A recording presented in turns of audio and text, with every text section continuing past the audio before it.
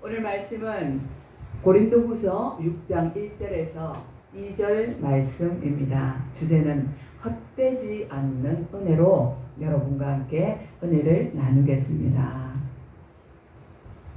오늘 말씀을 보면 이제 5장 20절에 잠깐 가서 보면 사도들은 자신을 여전히 비난하며, 여기 사도라는 것은 바울 사도를 말하는 것입니다.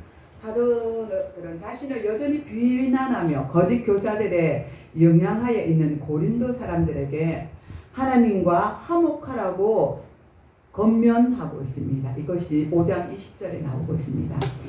하나님의 은혜를 헛되이 받지 말라며 지금 이 순간이 하나님의 은혜로 돌아올 기회라고 또 6장 1절에서 2절에 말씀하고 있습니다.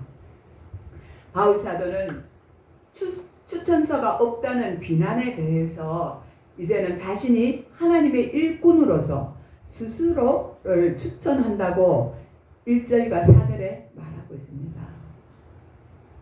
바울은 자신이 하나님의 참된 일꾼으로 추천하는 근거는 고린도 사람들 앞에서 드러난 자신의 삶 자체였습니다. 바울은 많은 사람들 앞에 하나님의 사람으로서 온전히 살아가고 바르게 살았던 것입니다. 그 삶이 하나님 앞에 정직함으로 그렇게 살았다고 말합니다. 그리고 바울은 아주 경건한 사람이었습니다. 바울은 이전의 사람이 아니었습니다. 하나님을 만나지 않을 때는 그저 온갖 사람들을 핍박하고 빌란하고 때리고 증전하고 죽이고 이런 삶을 살았어요. 그랬으나 예수님을 만남으로 인해서 그는 변화되었다 했잖아요. 다메섹으로 가던 중에 예수님이 호련히 나타나서 예수님을 핍박하느냐고, 왜 바울아 너는 나를 핍박하느냐, 그렇게 말씀하시면서 예수님이 만나주셨어요. 그래서 그는 변화를 일으켜서 이제는 새 사람이 되었던 것입니다. 그리고는 아주 경건한 삶을 살았습니다. 이후의 삶은 하나님 앞에 아름답게 살았다는 것이죠. 삶이 직분을 해방하는 경우를 우리는 적작해 봅니다.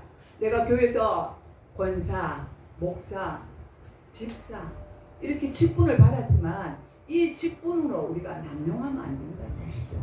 이 직분은 하나님께서 아랫사람을 섬기라고 주시는 직분입니다. 그런데 우리는 간혹 보면은 이 직분을 가지고 사람들을 함부로 대할 때도 있습니다. 그래서 이 직분 때문에 우리 믿음이 회복받을 때가 있다는 것입니다. 그래서 우리는 항상 직분을 받은 자나 받지 않는 자나 하나님의 자녀로서 올바르게 서 있어야 되고 늘 경건하며 믿음의 본이 되어야 된다는 것입니다. 아멘. 우리는 여기서 삶과 신앙, 교리를 따로 떼어 놓으면 안 됩니다. 항상 우리도 교리를 알아야만 우리의 삶이 중심이 하나님 앞에 바로 설 수 있다는 것입니다. 그래서 우리가 교회에서 교리를 가르치고, 그죠? 우리가 성경 말씀을 가르치고 하는 것이지 않습니까? 하나님의 말씀을 제대로 모르면 하나님을 모르는데 어떻게 하나님을 섬길 수 있으며 어떻게 같은 지체들을 섬길 수가 있겠습니까?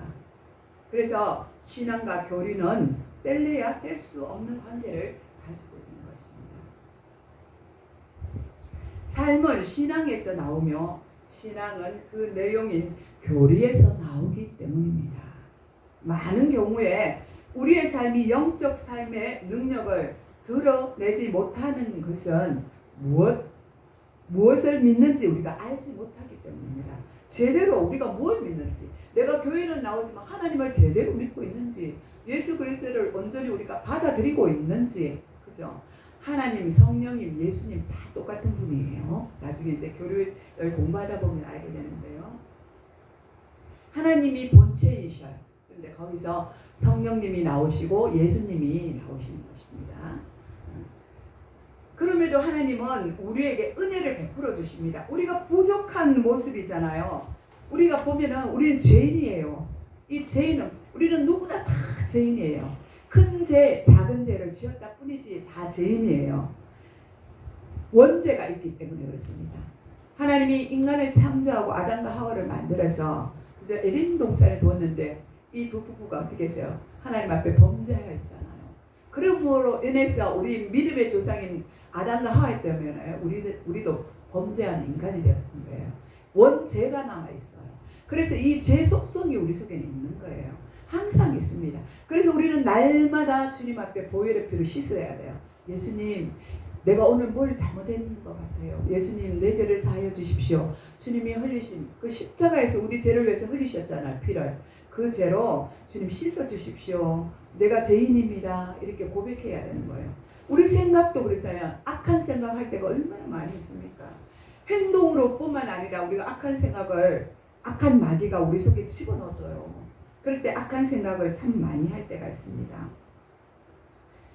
그래서 우리는 우리의 삶이 늘 하나님 아버지 앞에 기도하고 간구해야만 우리가 온전히 성령 충만한 삶을 누릴 수 있다는 것입니다. 하나님은 왜 우리에게 은혜를 베푸시길 원하십니까? 모든 사람에게 햇빛을 주시고 비를 내려주시는 것도 하나님이 우리에게 주시는 은혜입니다. 이 은혜가 무슨 은혜냐 이러면 보통 은혜입니다. 동등하게 예수를 믿거나 안 믿거나 동등하게 주시는 그 은혜가 이 보통 은혜거든요. 공기, 바람, 비, 뭐 이런 것들, 햇빛 다 인간이 필요한 거잖아요. 그래서 이 필요한 것들은 공통적으로 우리에게 다 주신 것입니다. 그래서 이것을 이제 보통 은혜라고 말하는 것입니다. 비가 오지 아니하면 농부는 한 해 농사를 망치게 되어 있습니다. 이것을 만약 우리가 금액으로 환산하면 수억 원이 될 것입니다. 얼마나 많은 손해를 봅니까? 농부들이 그동안 수고해서 애썼는데 농부들은 돈을 못 벌어서 너무 힘들고 우리는 먹고 살지 못해요. 곡식이 없으면 그게 어떻게 됩니까? 그래서 어마어마한 그런 손해가 된다는 것입니다. 그래서 우리 하나님은 의인과 악인에게 똑같은 그 보통의 은혜를 내려주신 것입니다. 그러므로 모든 사람은 하나님의 은혜로 살아갑니다. 이렇게 하나님께서 은혜를 베풀어 주시는 것은 일반 은혜라고 합니다. 이와 다르게 특별 은혜가 또 있습니다. 그것은 아무나 받을 수 있는 그런 특별 은혜가 아닙니다. 하나님께서 창세 전에 베풀어 주신 그 은혜가 특별 은혜인 것입니다.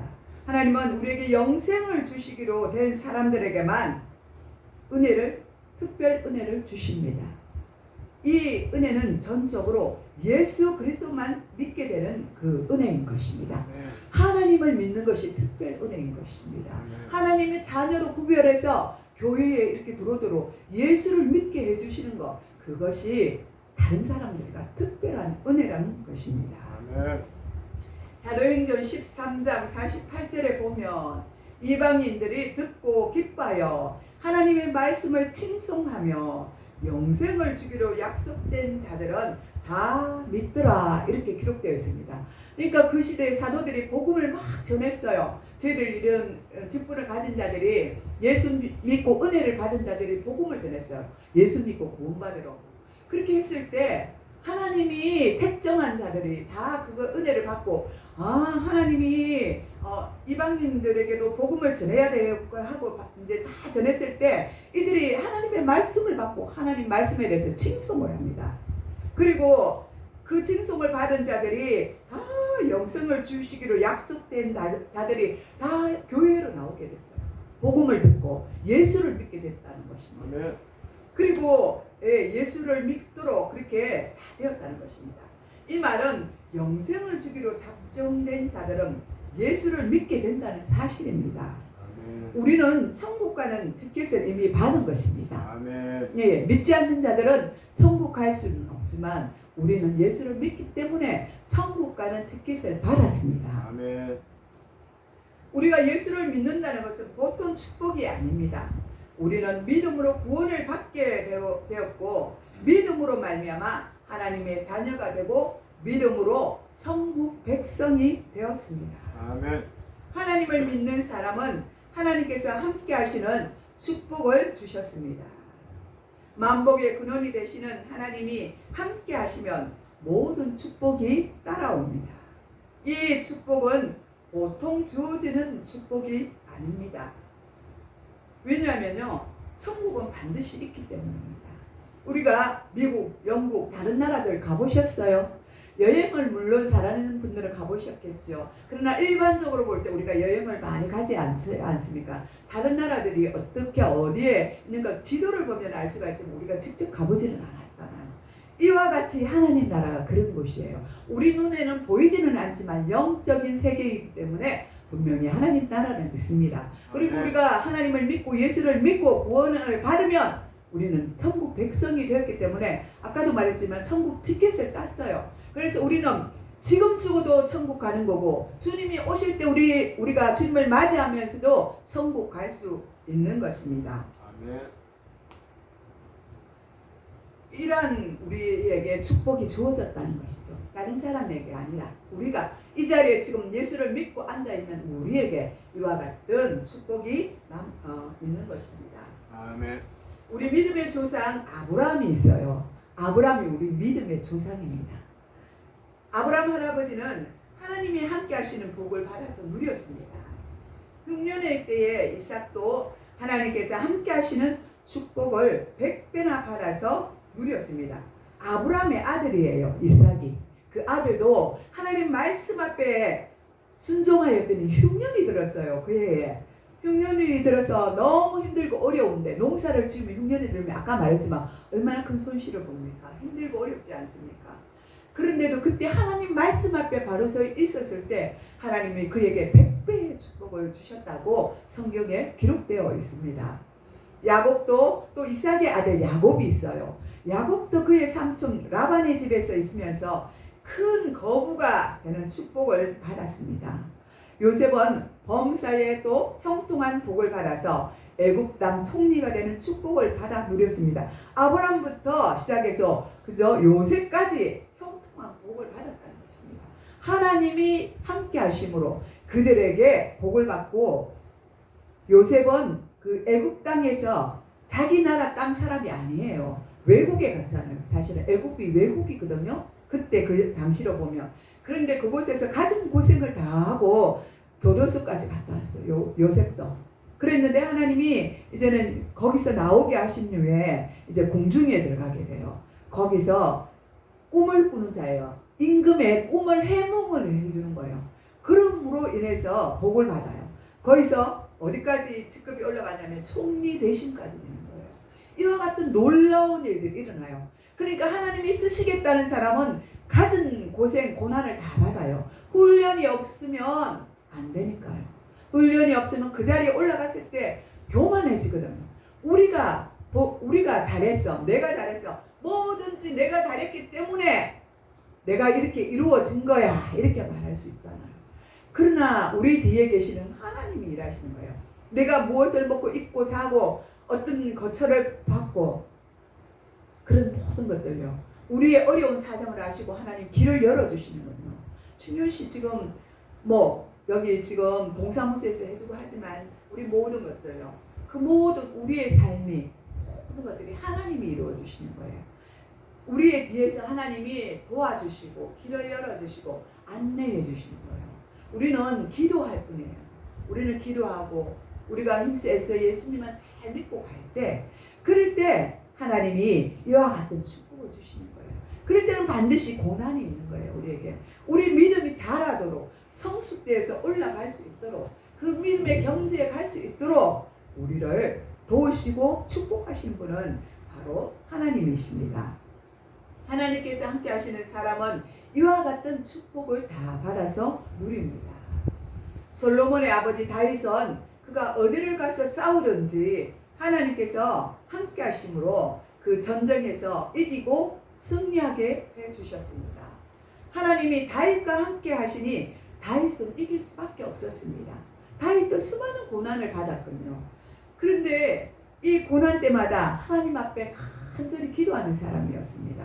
그렇게 했을 때 하나님이 전쟁을 할 때마다 다윗과 함께 하심으로 승리를 할 수 있도록 그렇게 인도하여 주시고 도와주셨습니다. 여러분도 하나님이 함께 하심을 믿으시고 감사하시기 바랍니다.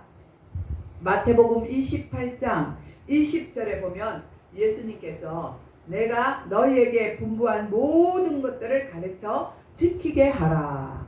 볼지어다 내가 세상 끝날까지 너희와 항상 함께 있으리라고 말씀하셨습니다.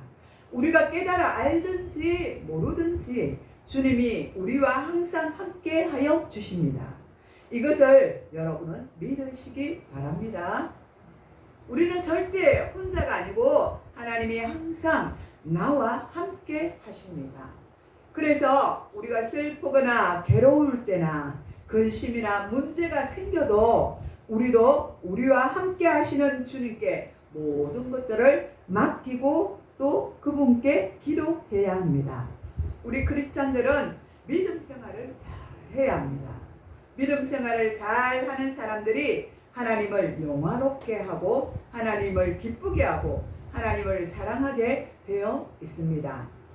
우리 크리스찬들은 이런 자들이 하나님의 축복을 많이 받습니다. 우리가 신앙생활을 잘 하고 싶어도 이 세상은 우리를 그렇게 신앙생활을 잘하게 내버려 두지 않습니다. 교회에서 은혜를 받았지만 세상에 나가면 우리가 은혜를 쏟을 때가 참 많이 있습니다. 세상에서는 우리가 은혜를 받은 것을 가지고 살아가기 어렵고 유지하기도 힘듭니다. 오늘 1절에 바울 사도는 이렇게 말합니다. 우리가 하나님과 함께 일하는 자로서 너희를 권하노니 하나님의 은혜를 헛되이 받지 말라 이렇게 말하고 있습니다. 이 말은 은혜를 받았으나 열매가 맺혀지지 않는 사람을 이야기하는 것입니다. 은혜를 받았으면 열매가 맺혀져야 되거든요. 신앙생활을 바르게 하든지 전도해서 열매가 맺혀지든지 또 사람한테 칭송을 받든지 어떤 열매가 있어야 합니다. 그런데 그 열매를 맺지 못한다고 말하고 있는 것입니다. 은혜를 받으면 자연히 열매가 맺어지는 것입니다. 은혜를 받으면 열매가 나타나야 하는데 그런데 열매가 없다는 것은 은혜를 헛되이 받았다는 것입니다. 은혜를 받은 것 같으나 행함이 없고 감사하는 마음이 없고 변화되지 않는 사람은 은혜를 소중히 받지 않고 헛되이 받은 사람들입니다. 자신은 은혜를 받아 즐거운 것 같으나 가정생활에 있어서 우리의 모습이 달라져야 합니다. 세상 사람들 가운데 우리의 모습이 달라져야 합니다. 우리 믿음의 형제 가운데 우리의 모습이 달라져야 하는 것입니다.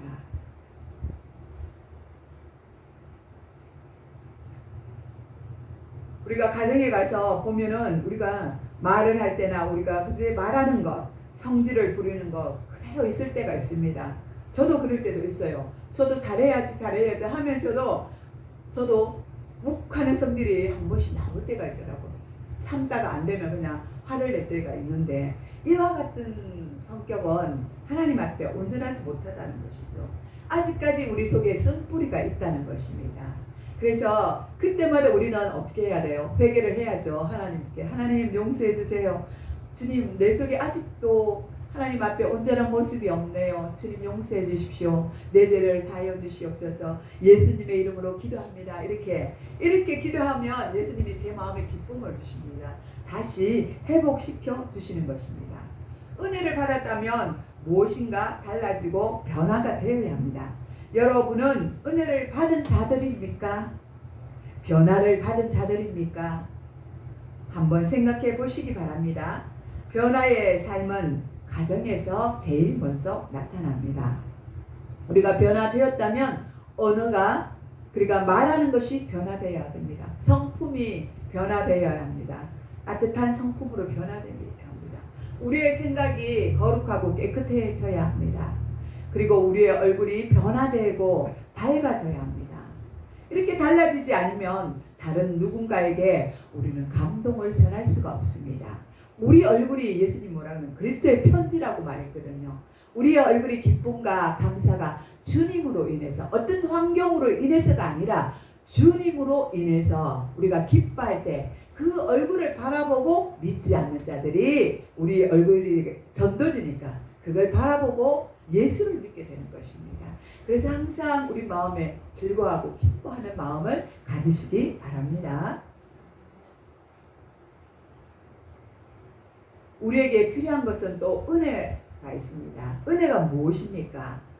은혜란 깨달은 은혜가 우리가 은혜를 깨달을 필요가 있습니다. 어떤 사람들은 은혜를 받았다고 간증할 때가 참 많이 있습니다. 그리고 불을 받았다고 할 때도 있습니다. 주님의 음성을 들었다고 말할 때도 참 많이 있습니다. 그리고 병 고치는 은사를 받았다고 말할 때도 있습니다. 이 모든 것이 다할 수 없는 은혜입니다.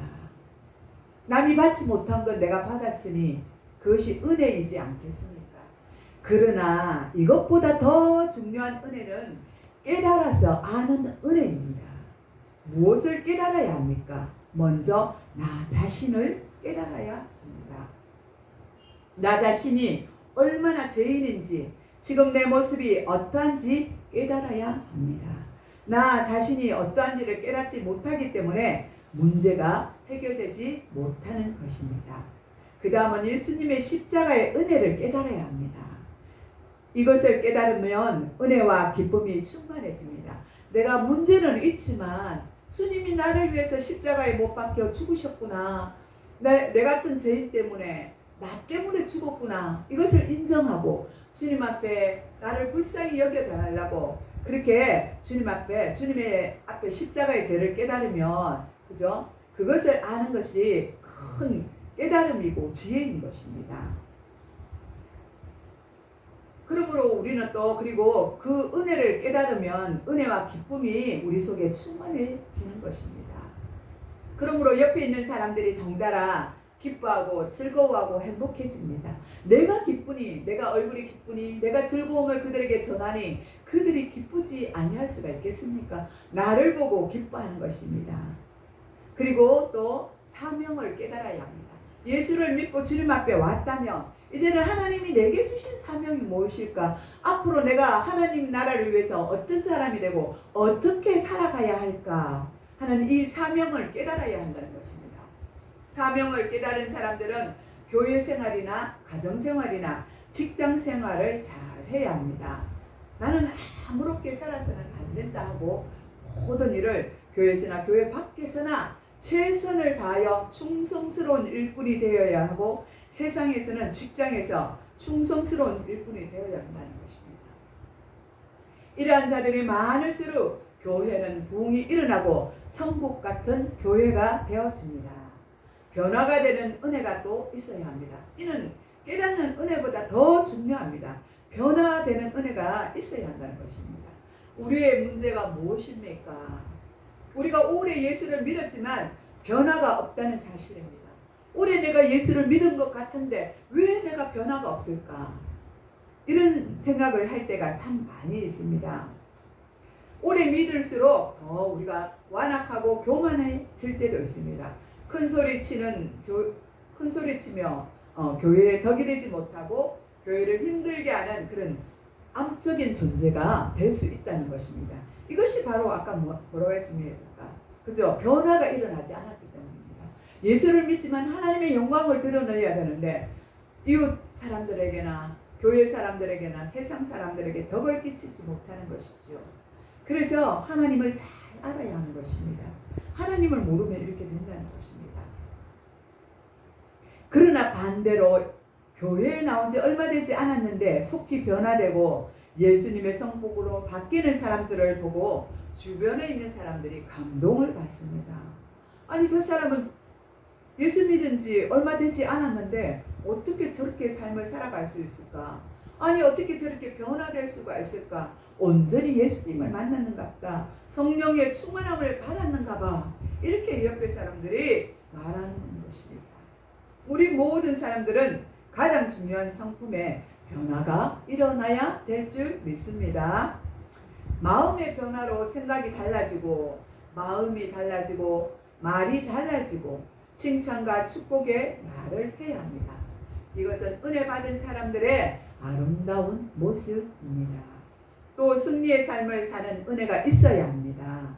예수 그리스도는 승리를 하셨어요. 그래서 우리는 승리를 해야 됩니다. 이 땅에서 늘 승리하는 삶을 살아야 합니다. 누구 때문에요? 예수님 때문에요. 내 자신도 그 누구도 아닌 예수님 때문으로 우리는 끝날까지, 세상 끝날까지 승리해야 합니다. 예수의 이름으로 승리하신 여러분 되기를 축복합니다. 이것이 변화되는 은혜보다 더 큰 은혜입니다. 행함에 있는 또 믿음을 우리는 살아야 합니다. 행함이 있다는 것은 우리에게 큰 능력이 있다는 것입니다. 누구의 능력을 받았어요? 예수의 능력을 받았어요. 예수님의 권세, 예수님의 능력이 우리의 능력이기 때문입니다. 주님께서 오직 성령이 임하면 권능을 받고 사도행전 1장 8절에 말씀하고 있습니다. 우리는 성령께서 주시는 권능에 힘입어서 마귀를 이기고 죄를 이기고 세상을 이기고 환난을 이기고 시험을 이겨야 합니다. 그리고 제일 중요한 우리 자신을 이겨야 합니다. 이런 사람이 하나님을 기쁘게 해드리고 하나님께 영광을 올려드립니다. 이런 분들이 하나님께 감동을 올려드립니다. 이것을 보고 신앙생활을 잘 한다고 할 수 있습니다. 우리가 이렇게 살아갈 때 형통한 축복을 받아서 누리고 살게 될 것입니다. 우리가 과연 어떻게 해야 은혜를 받아 누릴 수가 있습니까? 출애굽기 3장 9절에 보면 하나님께서 나는 은혜 베풀 자에게 은혜를 베풀고 긍휼을 베풀 자에게 긍휼을 베풀이라고 말씀해 주셨습니다. 우리가 하나님의 은혜를 받으려고 한다면 은혜 받을 그릇이 되어야 합니다. 은혜 받을 그릇이 준비되지 않고는 은혜를 받을 수가 없습니다. 일반 은혜는 그 누구에게나 나누어 주지만 특별 은혜는 아무나 주지 않는다고 먼저 말씀드렸습니다. 그러므로 은혜를 받으려면 은혜를 받으려는 마음을 가져야 합니다. 내 마음이 은혜를 받으려고 준비가 되지 않았는데 어떻게 은혜를 받을 수가 있습니까? 어떻게 하나님이 부어줄 수가 있겠습니까? 먼저 내 마음이 하나님의 영을 사모해야 됩니다. 하나님 은혜를 주십시오. 내게 은혜를 주십시오. 은혜를 부어주셔서 새 사람이 되게 하여 주시옵소서. 이렇게 기도할 때 은혜를 받을 수가 있는 것입니다. 시편 107편 9절에 보면 그가 사모하는 영혼에게 만족을 주시며 줄인 영혼에게 좋은 것으로 채워주심이로다. 이렇게 말씀하고 있습니다. 하나님의 은혜를 여러분 사모하시기 바랍니다. 하나님께서는 사모하는 자에게 만족함으로 채워주신다고 말씀하고 있습니다. 그럼 이 은혜를 받으려면 또 어떻게 해야 합니까? 간구해야 합니다. 욥기서 33장 26절에 보면 그는 하나님께 기도함으로 하나님의 은혜를 베푸사 그로 말미암아 기뻐 외치며 하나님의 얼굴을 보게 하시고 사람에게 그의 공의를 회복시키시느니라. 이렇게 말씀하고 있습니다. 우리가 기도에 힘을 쓸 때 은혜를 내려주십니다. 이제 믿음으로 우리는 또 결단해야 합니다. 어떤 대가를 치르더라도 이번에는 결단코 은혜를 받아야지 하고 우리는 결단해야 합니다. 이 결단하에 모든 것들이 부어지는 것입니다. 하나님의 은혜가 임할 때 지체하지 말고 받으시기 바랍니다. 내 마음이 뜨거움이 없고 내 마음에 눈물이 흐르면 그대로 흘리고 하나님께 나아가야 하는 것입니다. 내가 마음에 뜨거움이 오면 주님 앞에 깊이 간절히 기도해야 하는 것입니다. 사방이 가로막혀 있고 아무것도 보이지 않을수록 우리는 예수님께 절실히 간절히 기도해야 합니다. 그렇게 할 때 주님을 만나는 기회가 되는 것입니다. 이 기회를 놓치지 말고 은혜를 받으시기 바랍니다. 놓치면 받기가 힘들어요. 이 기회를 받을 때 하나님 주실 때 받아야 하는 것입니다. 이 기회가 오면 믿음으로 결단해야 하는 것입니다. 또 이제는 겸손하시기 바랍니다. 잠언 3장 34절에 보면 진실로 그는 거만한 자를 비웃으시며 겸손한 자에게 은혜를 베푸시느니라고 말씀하십니다. 끈기가 있어야 됩니다. 우리가 이제는 겸손한 자가 되었으면 끈기 있는 자가 되어야 해요. 내가 예수를 믿었으니 중도에 포기하면 안 돼요. 끝까지 주님을 어떤 일이 있어도 이제는 나머지 삶을 주님을 붙들고 끈기 있게 나가야 하는 것입니다. 하나님 앞에 물러서지 말고 또 끈기 있게 기도해야 합니다. 시간마다 하나님 아버지께 사모의 영을 부어달라 하면서 은혜를 내려달라고 우리가 노력해야 한다는 것입니다. 거저되는 것은 아무것도 없어요. 이렇게 끈기 있게 노력하고 또 절실하게 절박하게 주님 앞에 사모할 때 하나님께서 주시는 것입니다. 또 깨달은 대로 우리는 회개를 해야 합니다. 죄를 가지고 있으면 안 됩니다. 정직하게 회개할 때 하나님께서는 반드시 은혜를 주십니다. 그것을 믿으시기 바랍니다. 우리는 누구나 다 죄인이었다고 말하잖아요. 다 죄인이에요. 큰 죄, 작은 죄 그렇게 우리가 나뉘어졌다는 것 뿐이지 우리는 마음에 예수님이 우리 마음에 짓는 것도 죄라 그랬어요. 우리가 뭐 어떤 행위로 사람을 때리거나 어떻게 하거나 뭐 어떤 물건을 훔쳤거나 이게 죄가 아니고 우리 마음에 짓는 것도 죄라고 그랬어요. 그럼 이거는 작은 죄잖아요. 그래서 우리는 죄는 똑같아요. 하나님 보시기에 우리를 바라볼 때 하나님이 너는 네가 큰 죄, 저 사람은 큰 죄를 지었고 너는 조그마한 죄를 지었다고 그렇게 말하지만 아니라는 거예요. 다 너희들은 죄인이라는 것입니다. 그렇습니다. 그렇기 때문에 우리는 날마다 주님께 회개를 하면서 기도해야 돼요. 내가 잠깐 내 마음에 악한 마음이 들어올 때 이거는 내 마음이 아니고 예수님의 마음이 아니고 성령님의 마음이 아니고 악한 원수 마귀가 주는 거예요. 악한 원수 마귀 사단은 우리 마음에 우리가 잠깐만 마음을 열어놔도 이곳에 들어와서 악한 생각, 악한 마음을 주는 것입니다. 그래서 죄짓도록 만들어가는 거예요.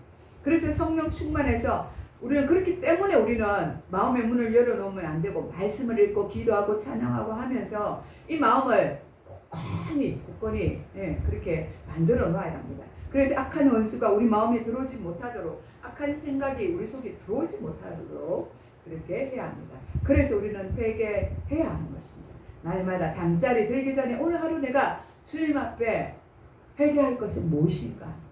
예수를 잘 믿은 사람들도 회개합니다. 계속 날마다 진 죄를 우리는 회개해야 하는 것입니다. 죄를 깨달아서 그대로 순종하면 더 놀라운 은혜를 하나님께서 내려주십니다. 그래서 그럴 때는 또 하나님 은혜를 주실 때는 하나님께 우리는 즉시 감사해야 합니다. 감사하는 마음을 가지시기 바랍니다. 건강한 신앙생활은 은혜를 공급받아 열매를 맺는다는 사실을 잊지 마시기 바랍니다. 이렇게 해서 우리가 열매를 맺어야 돼요. 이런 좋은 열매를 맺어서 하나님이 기뻐하는 자녀가 되시기를 모두에게 축복합니다. 기도하겠습니다. 하나님 아버지, 오늘 주신 말씀대로 우리가 헛되지 않는 은혜를 특별 은혜를 주셔서 우리가 살아가게 하여 주시옵소서. 이것을 주신 은혜를 우리가 깨달아서 주님 앞에서 기쁨과 자랑이 되고 열매를 많이 맺어서 아름답게 주렁주렁 맺어서 또 수많은 사람들에게 또 예수 그리스도를 증거하는 그런 삶이 되게 하시고 개인적으로도 축복을 받아서 나누어 주고 부어주는 그런 인생들이 다 되게 하여 주시옵소서.